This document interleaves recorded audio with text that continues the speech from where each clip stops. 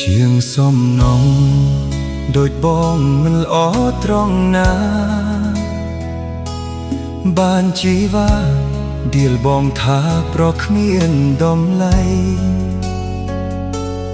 ការងារអូនហត់នឿយក្រោមកម្ដៅថ្ងៃ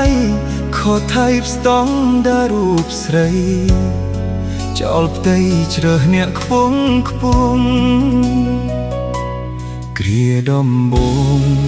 នួនល្អងថាស៊ូទ្រាំបានឃើញលុយឡានអូនផ្ទោប្រានតោងចាប់សាក់យួន